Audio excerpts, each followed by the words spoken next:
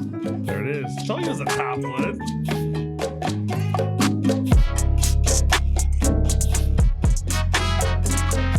Hello, everybody. This is the Shoot to Hunt podcast, and my name, you all know it, is Ryan Avery. And my co-host here is Mr. It's Jake. Mushaney? No, it's Marshaney. Oh, We've it's been over this. We've Mushaney. been over this. Damn it. You need to take those damn Crocs off Yes. and wear some real man's shoes. Wow, you're aggressive today, Mr. Well, Mr. Mushaney. My T levels are currently pushing 3,000 right now. Holy crap. Yes.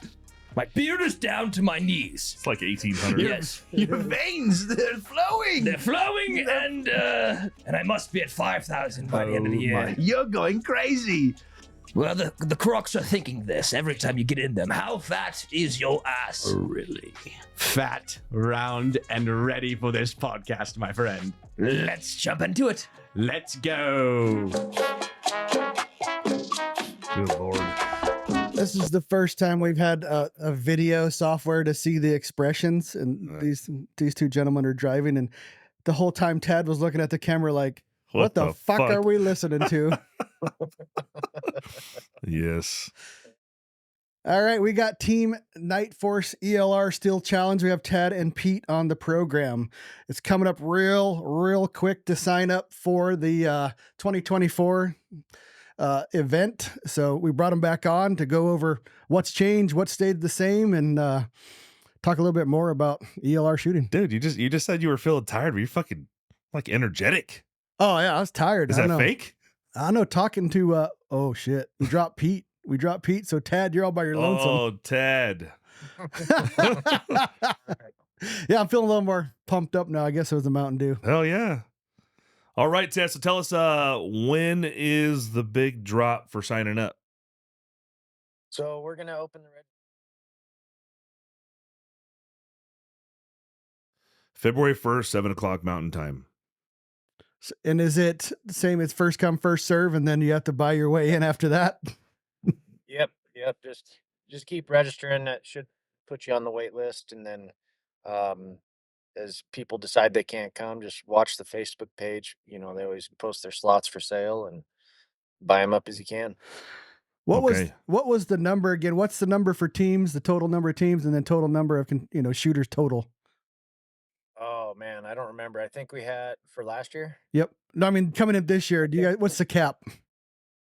So I think we're gonna increase it just a little bit because with the team shooters we can just handle a few more people. I think last year we capped it at 280 or something total. This year might be around 300. 300. 3. Yeah, it'll be real similar to what last. Can you guys make it not so muddy this year? Yeah, so I put in an order for that. Perfect. Do you go out there and do your anti-rain dance? I live in a damn desert, and it's the only time it rains is when we. Yeah. Literally, all I heard from Jake the whole time is this, man, it was like frying on the sun, and I get down there, and nobody except for me and my wife have rain gear. So it's very interesting to watch it all play out. Yeah, we were all sharing shit. And I noticed a lot of people didn't have any rain gear, so it's very interesting to see all the different shooters and what they went and got to shoot in, and some had nothing, and some came prepared. So half the cars didn't make it. The trolley shut down, so people were walking. It was like devil's mud. It was like moon dust, devil mud. There was a guy driving in this nasty gumbo mud, and my favorite, I love the shooting event, but my favorite part is Pete berating this dude in this fucking rented Audi that went off the trail and is basically sliding down the hill. And Dude, Pete, he was way off track though. Pete's like, what the fuck are you thinking? It was awesome. That was the best part of the whole shoot. Yeah. I think in the 8 years there was one other day where it was similar to that when it was. And we're both coming back. He's coming back. Okay. Yeah, didn't you say you emailed him or he emailed you and you missed it for a while? There was some hostility. Yeah, I didn't. It went to a spam box or something. I didn't find it for months, and then I suddenly came upon it, and he was very apologetic and was wanting to know if he could come back. And I said, absolutely, we'll both try again. Maybe we ought to start this off with since it's kind of the first one, like a recap, maybe from last year, and what went good, what went bad. I know we did a follow-up podcast, but I know so we're going to shoot it again, obviously. Yep, we're going to shoot it again. We're going to shoot it as a team. Jake keeps trying to bail out on me, but we got to come back and do better than 13th place as a team. We need to at least be in the top 5 before you can quit on me. Well, I'll tell you what, maybe if you start holding your win calls on the right side of the reticle, we might actually do something. You got to be shitting me. I'm fucking serious. Oh, my God. We both did it, so it's all right to talk I did shit. it the last target of matter. the last Doesn't matter. stage. I could have done it 10 times. You could have done it once. We both did it. That's about how many times it did happen. I'll say this shit does happen under pressure. It does. And from my perspective, this was my first one, and I've shot a lot of ELR, just not in an actual competition. And man, you do learn a lot when the pressure's on, especially team dynamics. So from my side, if you're coming as a team, me and Jake thought we'd practice a lot, and we'd practice a few times, but it surely was not enough. The time crunch, really. So we didn't practice enough under the time crunch. And we did well on some stages. Some stages we cleared. Some stage, like the mover stage, we royally fucked. Yep. That's because Pete and Tad fucked us on the time. And then for me too, finding targets in certain situations was tough. So between the spotter and getting down into your scope was different. So any opportunity you have to actually look through your rifle scope. I mean, they had these ropes laid out, so you had to put all your rifles and bipods up over this rope. But even some guys were down there behind their rifle next to the rope, just looking through, kind of getting an idea of what it looked like downrange through the scope. But yeah, 4 minutes seems like an eternity till they put a clock on it, and then it goes by really fast. Ooh, like that mover, man. Yeah, the mover absolutely. Well, I didn't miss a shot on the mover, but somebody else did, and then we ran out of time. Yeah. But the first news is we're gonna have another mover there this year, so you'll have to do it twice. Oh man! Can you calculate the movement time into the clock process? So or be able to shoot 2 engagements on one move. That'd be cool. The mover target last year, if you added up the amount of time for each shot and so on, there wasn't enough. There wasn't enough time because some teams did clear it, but there wasn't enough time if you max the time out. Basically, I guess is what I'm trying to say. And Pete and Ted are like, we don't give a shit about they're like, we don't care. If somebody cleared it, then it's clearable. You just contradicted yourself. Some people cleared it and some people didn't have enough time. I'm confused. I know, exactly. Exactly. And I was confused too when we went up there and just fucked the whole stage up. We basically, and then for the poor, what do you call the guy? The RO. The poor RO. Oh, fuck. He had to listen to us be little because there bitches. was 1 or 2 more stages there next to him, so I had to stand there and just look at that stage the whole time. I was just fucking pissed. Yeah. Yeah. But you did the end of the game, the end of the day, I guess you guys do make us better shooters, which everybody's looking forward to. Well, it was a blast. Either whether you're hitting or missing, there's always somebody around that's doing worse than you. Unless you're last place, right? But there's always somebody around that's missing the whole stage, or that's literally shooting fucking 16 feet to the left of the target, or ammo's falling out and mags are breaking, and I don't know. It was a blast. And my only kind of comparison is the Vortex Extreme Challenge, and Tad and Pete run a way better as far as how fast it moved. No, the choke points were very small. Yeah. It was pretty fluid. You can't account for Mother Nature, the rain and the mud, that kind of sucked, but it really didn't slow down anything. It was smooth. It was very smooth from start to finish. So yeah, we were still done by 1 o'clock or something on Sunday. Yeah. Yeah. And Pete dropped off, but there was a trolley, and man, that trolley was giving it all it had. Or the truck with the trailer on the back. That baby was just giving her and still getting stuck in the mud. Yeah. Yeah. Yeah. Two-wheel drive dualies don't work well in the mud. So what's coming new this year for the stages? You guys changing anything up? Yep. Yeah. So we're gonna change up the course of fire. We're gonna add a mover to it. Try to move a couple of the stages to kind of reduce a couple of the little choke points that are still kind of there. But should be a little bit or quite a bit different course of fire than what it was the last several years, and hopefully good weather. So you still having 20, was it 22 stages? Was that what it was? 20. It was right at 20. 20? So still same 20? The shooting positions, the stages themselves will probably be the same, but what we're shooting at, maybe direction of fire, things like that are going to change. Okay. And then what, like the question that I first asked Jake is what do you tell people for a round count to bring? Um, like 170 or something, so Yeah. 200 rounds. Yeah. What is your own whatnot? And in your like recommendation, I know this is all over the map, but what is your preferred cartridge for if you were going to shoot it, Ted?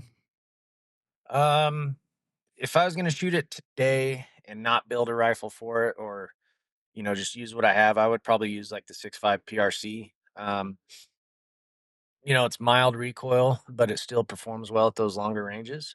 The 300 PRC that I have, it would do fantastic as well. Yeah. Um, but if I was going to build a rifle, I'd probably look at that 7 PRC now. That Nice. seems to be pretty slick. That's what we were shooting, 7 PRC with 198 tips and 3,045 feet per second, somewhere around there. Okay, that's Did pretty quick. Yeah, it did really well.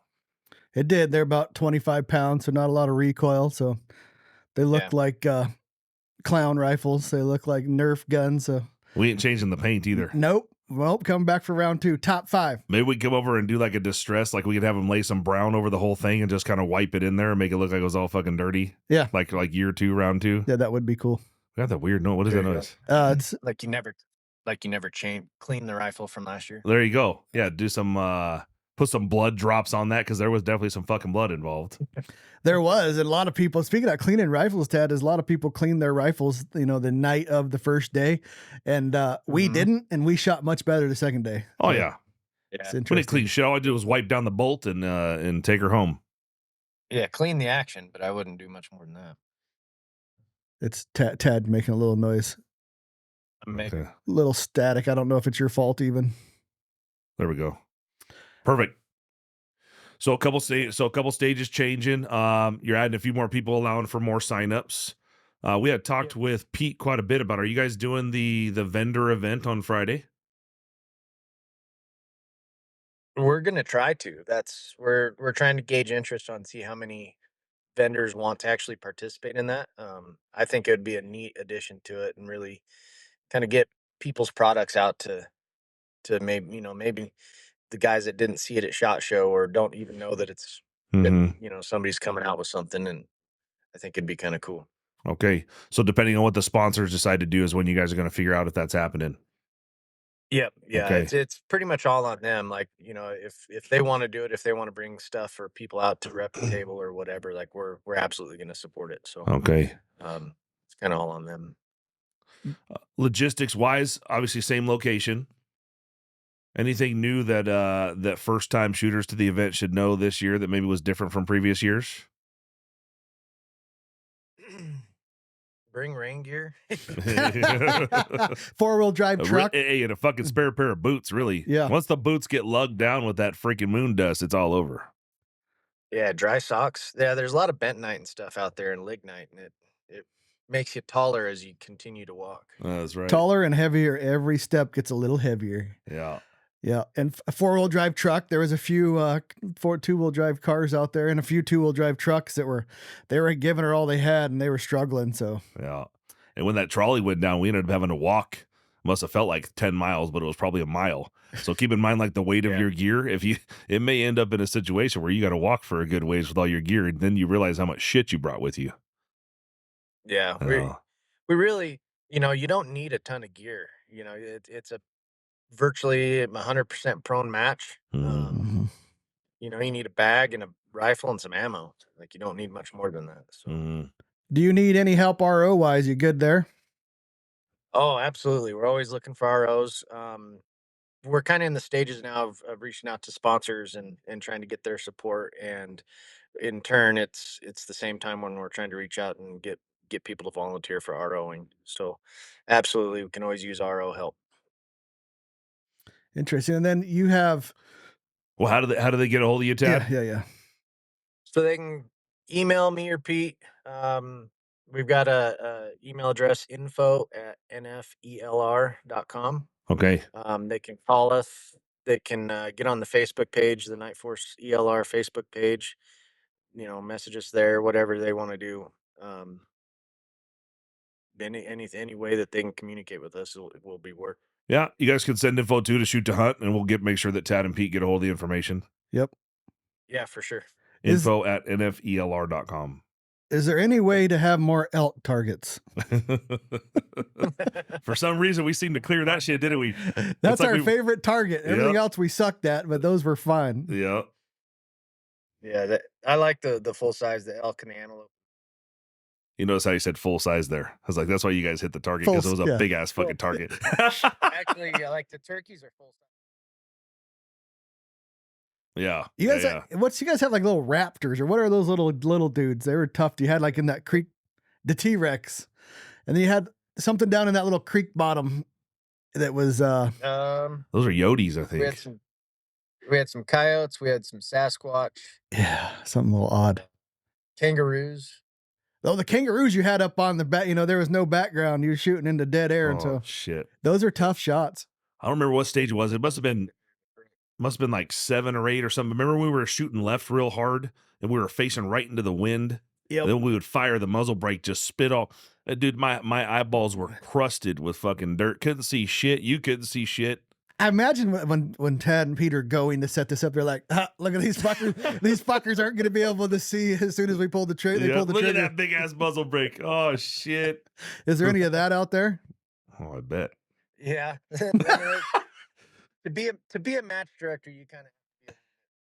Yes. Yes, and you do have like that would be one suggestion that I would have for teams. If you've never shot a team match before, I'd recommend trying to do it suppressed.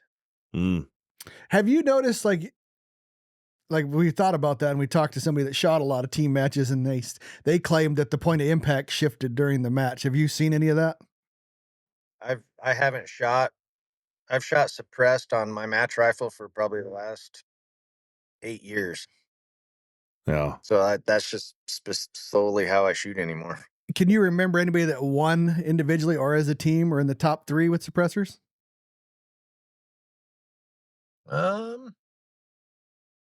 I think Serge and George both shoot suppressors. Why did we decide against suppressors? I think it was because Nick. Basically he mentioned that recoil impulse over 2 days can have a big effect on you with a big cartridge. Maybe that was it. Yeah. I don't remember. Dude, I think as heavy as those fucking guns are, maybe we try to shoot them suppress, reload, develop, and shoot them suppressed this year with the Ultra 7s. I'm going to use bigger Ultra 8. Yeah, we will. That's a good idea. Well, they got to be the same. You got an Ultra 7, I think, 30 cal. Different, but same. Mine's a Gen 1, yours a Gen 2. Yeah, but I ain't going to change it that much. At least we could be somewhat similar. That's a good idea, Ted. Yeah. Good idea. That would help a lot. Yeah, we changed because we were actually going to do that and we changed last minute. And yeah, I think that's a good idea to try that. And then we talked about we're going to run a different scope this year. Yep, we're going to run a Nightforce 7-35, the cheap one, the cheap Nightforce 7-35. Yeah, the bottom shelf one. Yeah. Yep. Same, we're going to run the 7 PRCs, 25-pound rifles, but good call, Ted. I think we're going to go suppress so we can, you kind of dumbstruck at the end of the day. You do have you had a mini concussion. Yes. Yeah. Well, and, all that dust and everything that your partner's brake throws up in your face. Yeah. Dude, I think that'll make a good wears difference on you. Yeah, exactly. Why were you switching to a 7-35? What were we talking about when we were there? Was it the iBox or it was? I don't remember. We used ATAC. No, we used NX8s, which are fine, but I've used the 5-25 Nightforce and the 7-35, and everything just seems to look a little better. So we're going to roll over to those. What do you think on that, Pete? Teams using suppressors. We were talking about that. What's your thoughts? Yeah, Chad and I have talked about this a bunch, and we shoot quite a bit of teams together anyway, outside of this match. And it makes a difference. You're not getting blasted by your partner's brake, or if you're slightly displaced from each other where you're getting it worse than if you were completely parallel. So yeah, it's things that you wouldn't ordinarily consider to be an advantage with an individual match. It definitely makes a difference when you're shooting teams. You guys going to have the same process just before the match? You guys are going to release a document that has all the targets and yardages and all that good stuff? Yeah. Okay. Yep. And so we also got to bring in the fact we're going to be Shoot to Hunt is going to be out there videoing the whole thing from start to finish, from setup to takedown. And if you are camera shy, there's going to be, I believe we have a media release, and basically you got to sign off that it's okay that we can put your face on their video. Yeah. And it's not important until it's important. And we've done this I've done this before, and then people come back and say, I don't want my face in there, and it's a bitch to edit. So you'll see that media release. So please say something. If you don't, there's special circumstances, there's a reason you don't want to be on camera, let us know. Yeah, if you see our video guys, Luke or Rhett, and I think we'll have a third guy on staff by then, and if they happen to be pointing a camera in your face, just tell them, not for me. Yeah, and these videos promote the sport. So that's the whole point of all this. They promote the shooting sport. So it's not like a bad thing. I guess if you're an operator, you don't want your face on there, I get it, but not just to have it because you don't want it. No. Nobody's going to know who you are if nobody knows who you are anyways, right? So No. I don't know your guys' thoughts on that, but. Yeah, we are. One of the guys had forwarded that release the other day, and we added it to the registration. So All right. there's a chance for everybody to read it as they're signing up for the match. Nice. We talked a little bit last year just about what is the lodging situations. Pretty much you can't camp out there. You have to stay in the two towns. I can't remember the name of that little town, or Casper. The Glen Rock. Glen Rock. Yeah. So Glen Rock to the east. If you're trying to stay in Casper somewhere, so we booked a couple Airbnbs already. You want to try to stay to the east of Casper, make it a little easier to get there in the morning. We were all the way on the west side, like the southwest side of Casper, so it's a little bit further drive. But yeah, you might want to book an Airbnb pretty soon, or get you a camping spot. There's some camping spots in Glen Rock. There's no camping opportunities up there at the match, right?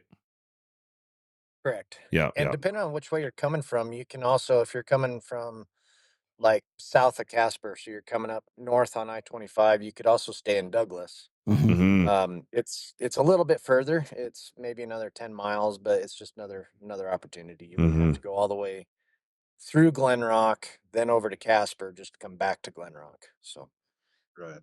And it's actually mostly interstate coming from Douglas. yep. got it. So the food situations, how does that, you pack your own, you guys have lunch? Well, how's the food situation go down? So we're gonna feed people again this year, like we always have. We'll provide lunches. We're still nailing down some details on how we're gonna do it.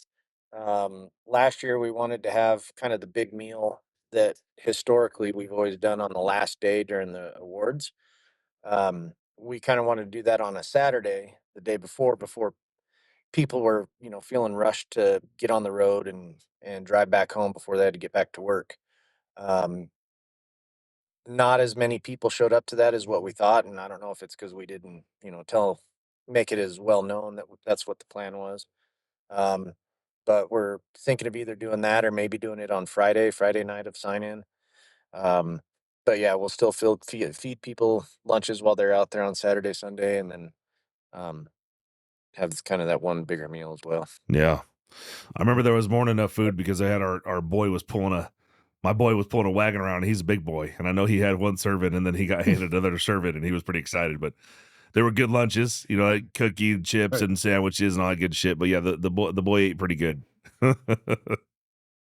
We ordered enough brats and hot dogs for everybody on Saturday night, and Tad and we didn't get the turnout we expected we would, so Tad and I are still eating wieners.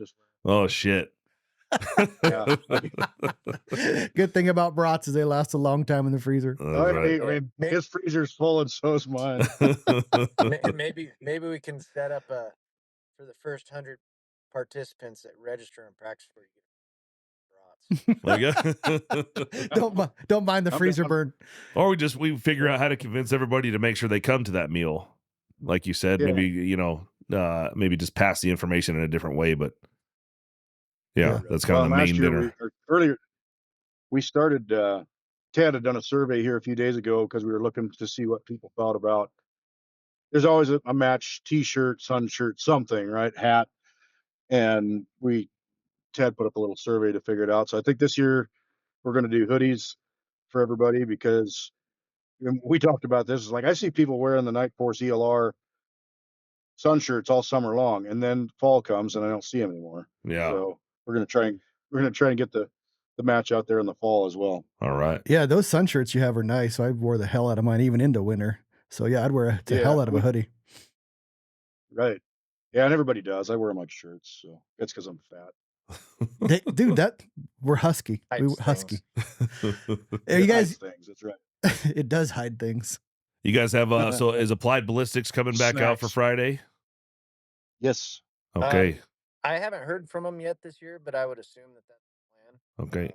They've been a big I said supporter yes. of that. He's like, fuck yeah, they're say? coming. Okay, I just said yes. I just committed them. Yeah, I'm sure they will. I actually have to Mitchell, talk you're to. coming. Yeah, That was my experience was awesome, but I also blew my can up and started on fire all in one shot while I was on the line. Everybody got to watch. Yeah. you guys had a Fantastic. big first year. Yes. Yeah, but it's pretty cool to have your actual ballistic profile in there, little dilly bobber. Technical term, dilly bobber. Yeah. Yeah, they're You guys, so they're and custom drag model. yeah, it's pretty sweet, and it was interesting Mhm. because it pretty much lined up to what I validated. So that was cool to see another source back up what I had done.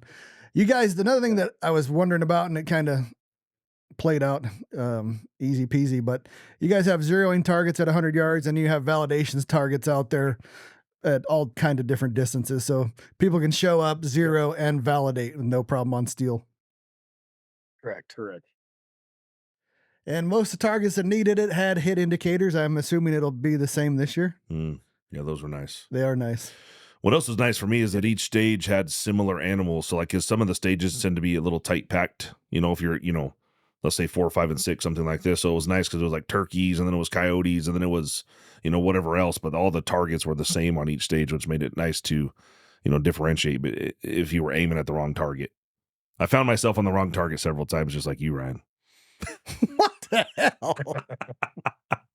hell? Well, my friend. Go ahead, guys. Yeah, that was a really good shot on the wrong target. Yeah, there you go. It bagged, but too far left. Yeah. Yeah. Well, and your ROs were, competent.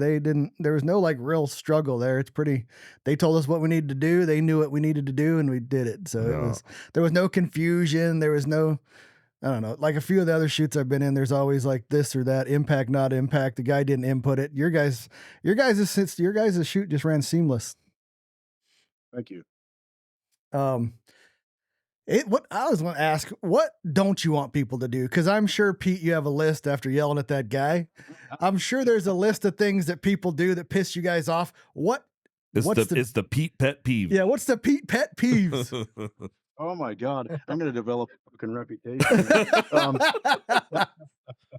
If I haven't already. Tad and I do try to put a lot of thought into.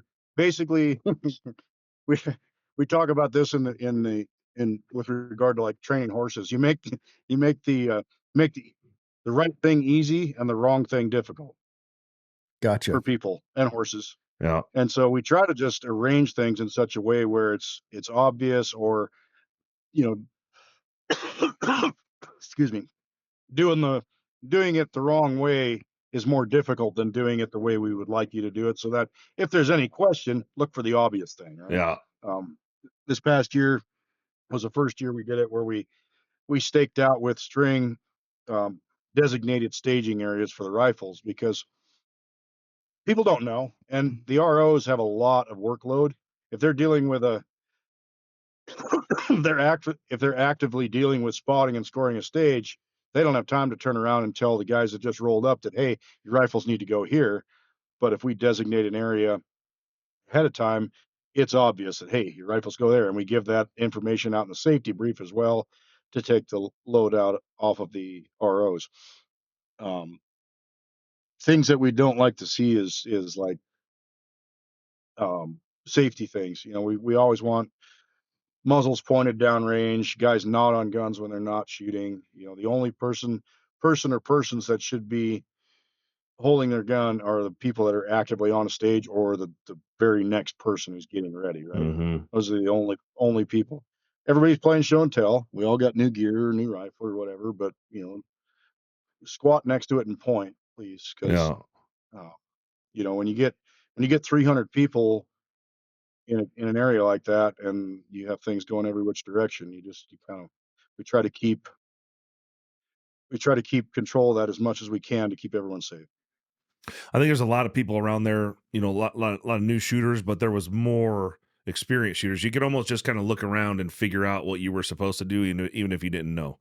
If some guy's running over there and, like you said, putting his rifle up over that rope line or whatever it might be, just the way the behaviors, the mannerisms, the etiquette, that kind of thing. It seemed that you could just look around, and we didn't have a bad experience with any other shooters and any other squad, stacking up on each other or anything like that. Everybody was very cordial. It was nice. Yep. The do right principle. Glad to hear that. No. Yeah, exactly. And it's, I mean, we try to foster that when we're doing the brief. It's like, hey, nobody's here to like yell at you because you're stupid. It's just, we're just trying to watch out for each other. So if a more experienced shooter says, hey, put your rifle over there, he's not trying to get you in trouble or anything else. They're just trying to make sure everybody's on the same page and that, we're all, I use it every year. It's starting to become a regular thing too. We want everyone going home with the same number of holes they showed up with. That's right. But there were times too, so we'd be at a stage, right, and you'd be watching this guy, and you're in the same squad the whole for 2 days, so you start to get to know each other, and you know the guys that are doing fairly well and the guys that aren't doing fairly well, and even if you think you're doing well, you're probably not. But anyways, that you notice these guys, and he may have been a full rev off, right? Like they take a shot and they're solo, they're not in a team. They take a shot and you see that they're 100 feet high. And they're hitting 1,000 yards back or something like that, and then they shoot again, then they shoot again, then they shoot again. Well, I felt obligated to say, "Hey, dude, you're a rev up." He's already fucked at that point. He's not Right. doing very good. But I felt often like the need to help those guys down there that couldn't tell what was happening. Or maybe they were on the wrong side of the reticle, so you see them hitting the wrong side. I don't know. You're not supposed to, but I don't feel that need. I did. I did. No, and honestly, we don't because the guys who are there who are probably going to place in the top 5, top 10, the minute they dump the first round and it's that far off, like they see nothing or it's way off left instead of off right or something like that, they're checking their gear. No. You know what I mean? They're making the correction. Nobody's got to tell them to do. It's the guys who maybe, forgot to dial down on the previous stage and they're a rev off or whatever. And they don't catch it till 3 or 4 rounds in. By all means, tell them, hey, dude, you're a rev off. Mm-hmm. Because, it's not going to, we're not here to, pit each other, pit everyone against each other. I do like that sound though when they go impact. It is a good feeling. It is a good feeling. Yeah. Yeah. And Pete does have no problem telling you if you're really stupid. I seen it. You're not gonna live that down now. It was hilarious. It was like the whole point of my weekend. It made my happy. That was so the point happy. of your weekend right there. Yeah. Yeah. It just The poor guy that I was yelling at him. it was great. Damn it, Pete dropped out again. Tad, it's all you again. Pete's back. He's back now. Oh yeah, that I hate to say it, but that did make my weekend. It was pretty funny. Yeah. So if you're gonna have, it made his weekend too. If you're gonna have the vendor thing going on, so Friday times will probably change. So what's your thought process? If you do have the vendors, what time's that all opening up? It'll probably open up a little bit earlier. We haven't really discussed that yet. It's just far enough out that we haven't crossed that bridge yet. But we definitely would want the vendors there to be a little bit earlier, so we make sure we get everything set up. Right. Probably open it up a little bit earlier, or maybe keep registration open, or at the time that we normally do. But you're welcome to come out earlier and walk around and check the stuff out. So. How about walking around and checking out stages on Friday prior to and all the spots that maybe people were not congregating? You're kind of off the track there. We haven't really been like I personally saw guys that were out there scouting every stage on Friday into the evening. Yeah. Oh. You missed that yelling. Yeah, I missed that. You missed that. Because someone said something to me and I went and found him and talked to him. We don't typically allow it. I mean, they didn't know. There was a legitimate mistake on their part when I bumped into them. And more so than anything, it's, there are parts of the range where there's people downrange working, just keeping everyone where we know where they're at Mm-hmm.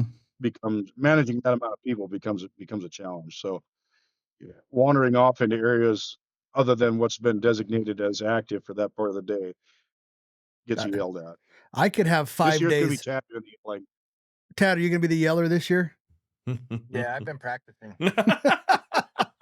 I could have 5 days extra, and it ain't gonna fucking help me either No. way. So No. and that's true, right? It's not a target locating competition. exactly. It's an ELR talk. I mean, you could go out there and double verify ranges when it comes the day prior, and it's probably not going to gain you anything on day two. Yeah, and just so Well, everybody, and we've had people ask if they could come out and shoot it, do kind of like a little train up or something some time prior. And it's like, well, that's not really going to help you because the day you come out and do your little train up, the wind is going to be way different or non-existent. Like, I don't know. there probably you won't really be a wanna lot come of out tar- and there shoot probably won't be a lot of 200 targets rounds through there. your gun. Yeah. And it's for everybody else listening too. It's a known distance. Like you know the distances ahead of time. Mhm. Yeah. You don't have Anything? to say that mistakes can't be made, but we're ranging them with $6,000 binos and using GPS and comparing those two range. Yeah. Mm. Yep. Every time we Trust thought we but were out. verify. Every time we were outsmarting you, it didn't really work out for us. And it was somebody in the group, it's kind of like that, crabs in a bucket thing. Somebody said, "Oh, the range is way off." And then we listen and then we shoot and we're like, the fucking range isn't way off. Yeah. It was your rangefinder. It was their rangefinder. It's way off. And nothing's put in an area where intentionally to deceive anybody, but at 2,000 yards, sometimes you don't know. If you've ever looked at beam divergence under night vision, Mm. it's an approximation. Absolutely, I mean, is. your laser is not hitting the target.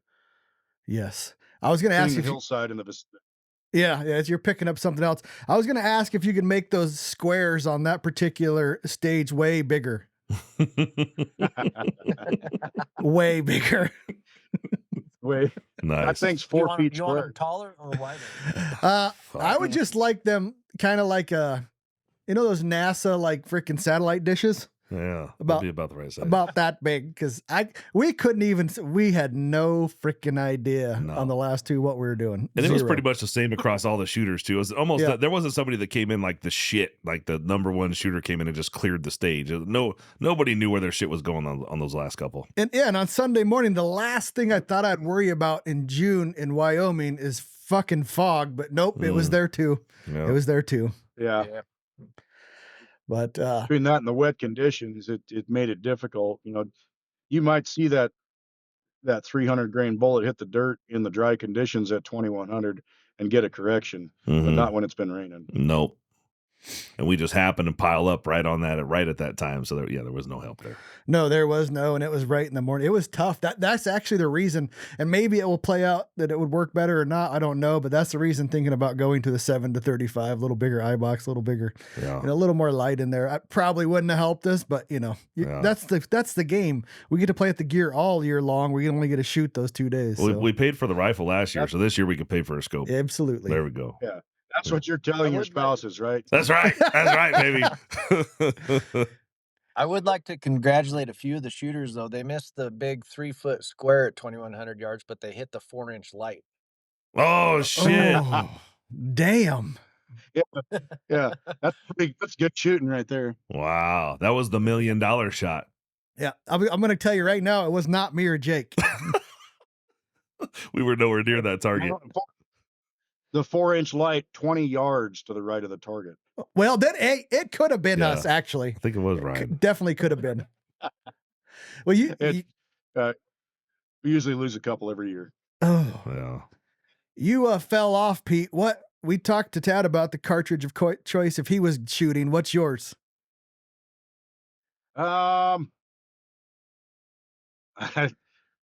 And this is solely based on what I'm watching, not my personal shooting experience. But what I'm seeing with guys out there right now, like the 300 Norma is going to have to be pretty at the top of the list for me. Yeah. I may change that if I really started shooting a bunch of big guns, but just watching the consistency that I see out of that round. It's easy to tune, man. Easy to tune. You don't even got to improve it, and it's easy to tune. Yeah, and that's, it's the long action 308, right? It's the easy button. It's not a good choice. That's one of my favorite cartridges. Ryan doesn't like it. I don't like the Nancy, but One of my favorites. Each their own. I mean, you could go 300. You want to go 338 with Pua? We're shooting 7 PRCs. Yeah, there you go. Yeah. I see. It's odd when you listen to 300 people bitching about one thing and another, there's some patterns that start to develop. Mm-hmm. And so yeah, don't show up with a 6 BR. You're probably not going to do very well. Yeah, it's happened. That was a dasher, but placed top 20. No Really? shit. Mm-hmm. He knew what he was doing. I guess if you show up with it, you better know what you're doing, I guess. Yeah. Don't show up with a dasher and not know what you're doing. Yeah, I asked John Pinch what he used and what he would use, and he said 300 Norma too. Yeah. So, yeah, he said that was the one that he would pick out to shoot in that kind of distance, which is interesting. Is there anything? Oh, go ahead, Jake. Well, I was just gonna say, so it's January 18th.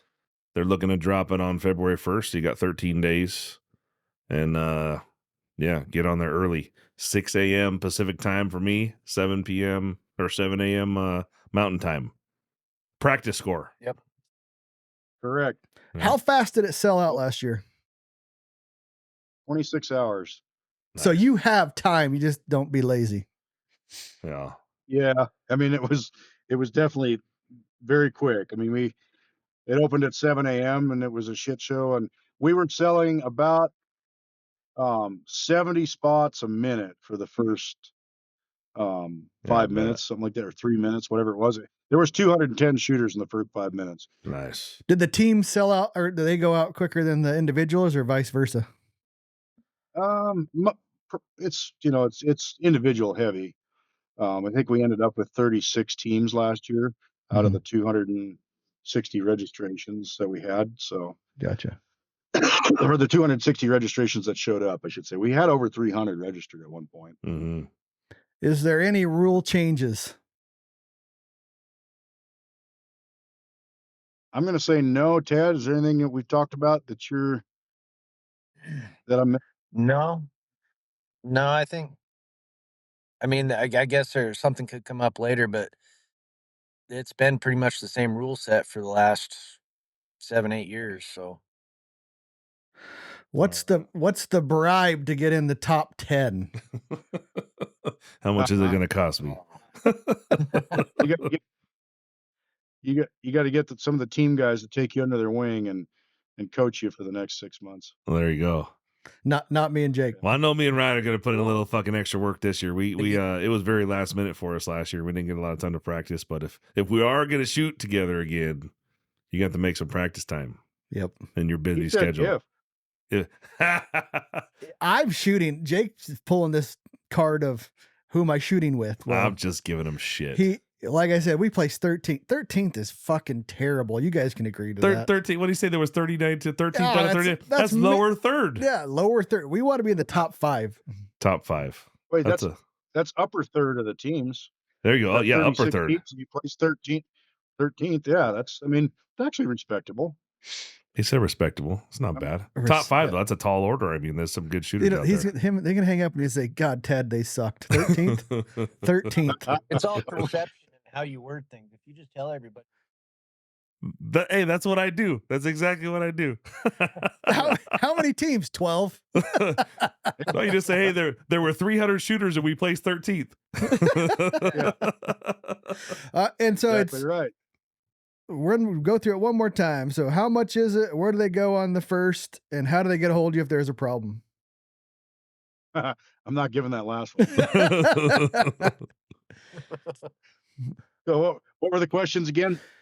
What day is it going on sale? Where do they buy it? And how do they get a hold of you if they have a problem?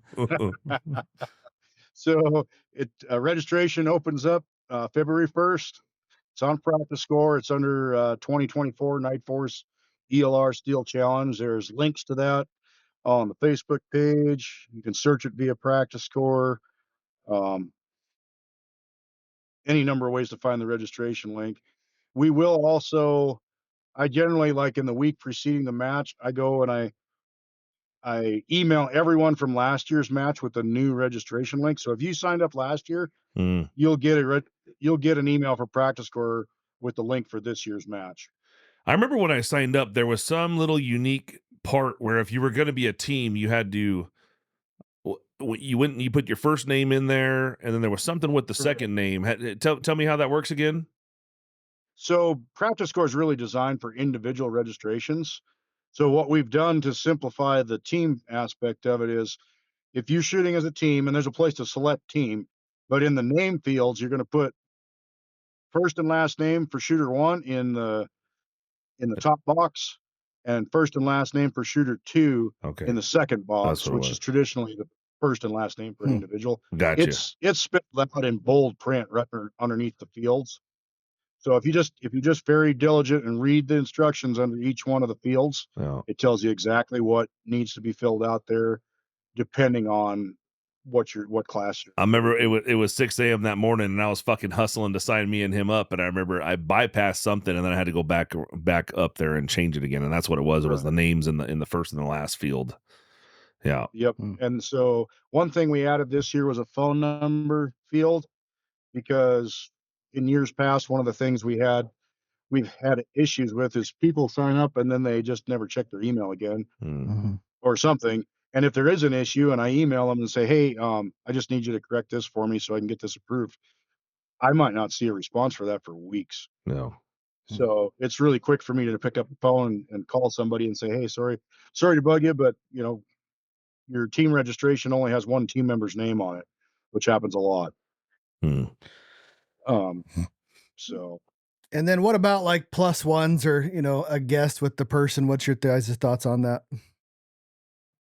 We have quite a few people that bring a spouse or a teenage child or that kind of thing along to watch. It's actually, we require that you abide by the same safety rules as everyone else, but there's actually plenty of room for that type of thing. Yeah, it seemed to go pretty smooth, and there was quite a few plus ones out there. Yeah, there was pretty much seemed like everybody had a guest or somebody else with them, and it wasn't crowded or anything. I'll tell you what helped us was having my boy out there pulling a wagon. Yep. That worked Yeah, well. Sherpa. Yep, he was our gun bearer. Yeah, that worked really good. Well, guys, thanks for coming on. Yeah, I'm sure we'll do a few more of these leading up to the event, especially once you get all your sponsors figured out and vendors and things like that. And yeah, if you need any info, it was let me go back here and look at that email. It was info@nfelr.com. Yeah. Tad and Pete can't wait to hear your questions and comments and concerns. Primarily Pete, he's HR. There you go. Pete's HR. Well, stay safe and drive safe down there in Wyoming. Yes, sir. We'll see you guys. Thank you. All right. Thank you very much. Thanks. All right.